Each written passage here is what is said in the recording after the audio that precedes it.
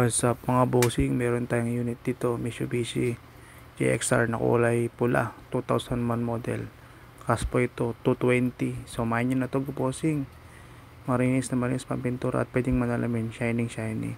Makapal ang mga gulong at nakamags, pwede po siyang pangkarera. Sa mga mahilig po nito, message nyo na po ako. Meron siyang spoiler at ang mga ilaw po niya ay kumpleto, wala siyang basag sa loob. Naka leather seat at automatic transmission. At malamig ang aircon, first owner, all power.